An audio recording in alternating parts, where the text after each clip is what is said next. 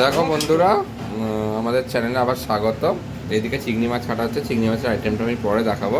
দেখো, আমি একটা অন্য ধরনের মাছ আজকে নিয়ে এসেছি বাজার থেকে। ফ্রেশ ফ্রেশ পেয়েছি চাঁদা মাছ, তো সামুদ্রিক মাছ। দেখো সোনিয়া কীরকমের গাটা কেটে দিচ্ছে, একটু পমফ্রেটের মতন দেখতে। তো নুন হলুদ দিয়ে এটাকে আমরা মাখাবো। হলুদ দিয়ে রাখা হয়েছে, দেখতেই পাচ্ছ। এর গাটা একটু কেটে কেটে দেওয়া হচ্ছে। তো আমরা এটা নুন হলুদ দিয়ে ভালো করে মাখাবো।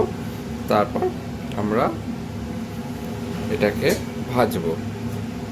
তার আগে দেখো আমরা কী কী নিয়ে নিয়েছি মশলার ভেতর, মানে ভেজিটেবলসের ভেতর। ভেজিটেবল সেকশনের মানে পেঁয়াজ, টমেটো, রসুন আর আদা বাটা আছে। এটা দিয়ে আমাদের রান্নাটা হবে। আমি চাঁদা মাছের ঝাল করব। তো দেখো, চাঁদা মাছটাই কেটে কেটে দিয়ে ভালো করে নুন হলুদটা মাখিয়ে আমরা তেল দিয়ে দিচ্ছি। কড়াই আমাদের রেডি আছে, কড়াইয়ে গরম হয়ে গেছে, কড়াইয়ে তেল দিয়ে দিচ্ছি। মাছটা আজকে আমরা ভেজে নেব। দেখো বন্ধুরা, আমরা তেল দিয়ে নিয়েছি। এটা আমরা ছাঁকা তেলে ভাজবো বলে দিয়েছি। তেল আমরা তুলে নেব। তো মাছ দেখো আমাদের মাখা হয়ে গেছে নুন হলুদ দিয়ে খুব সুন্দর করে। তেল আমাদের গরম হচ্ছে। প্রথমে মাছটা আমরা কি করব, এই তেলটায় আমরা সুন্দর করে ভেজে নেব। চলো, তেল আমরা চেক করে নিয়েছি, তেল আমাদের গরম। এবার আমরা মাছটা ছাড়তে চলেছি। দেখো বন্ধুরা, মাছগুলো কি সুন্দর ম্যারিনেট হয়ে গেছে আমাদের। তেলও হয়ে গেছে আমাদের প্রচণ্ড গরম। চলো একে একে ভেজে নিই। 3 থেকে 4 মিনিট করে ভাজবো, বেশি ভাজলে চিপে চিপে হয়ে যাবে। এই চলে গেল আমাদের মাছ। একটাতে দুটো করেই ভাজা যাবে। এইদিকে 2 মিনিট ভাজবো, ওদিকে 2 মিনিট ভাজবো, ভেজে তুলে নেবো। দেখো বন্ধুরা, মাছ আমাদের ভাজা হয়ে গেছে। এবার আমরা ফোড়ন দেবো। গোটা জিরে দিয়ে দিলাম, যেটুখানি তেল বেশিটা ওইটুখানি তেল দিলাম। আর দিলাম লাল লঙ্কা। এবার এটাকে একটু নাড়িয়ে এর ভেতর পেঁয়াজ, কাঁচা লঙ্কা আর রসুন দিয়ে দেবো। দেখো আমাদের ওটা একটু ভাজা ভাজা হয়ে গেছে। এবার আমরা দিয়ে দিচ্ছি টমেটো,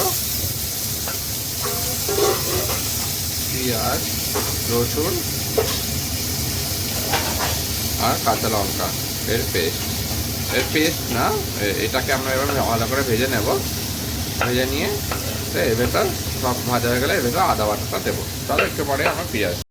দেখো বন্ধুরা, এবার একটুখানি ভাজা ভাজা হয়ে এসছে, কাঁচা গন্ধটা চলে গেছে। তো মিশিয়ে দিলাম কাশ্মীরি মির্চ একটু, দেবো পরিমাণ মতো নুন, আর আদা বাটা একটু মিশিয়ে দেবো। এখন এই যে আদা বাটা দিয়ে দিলাম 1/2 টেবিল স্পুন, আর দেবো নুন পরিমাণ মতো। মাছে যেহেতু নুন আছে, 1/2 টেবিল স্পুন নুন আমরা দিয়ে দেবো। চলো এবার এটাকে আর একটু ভেজে নিই। দেখো বন্ধুরা, ভাজা ভাজা হয়ে গেছে। তো এবার আমরা জলটা মিশিয়ে দিলাম।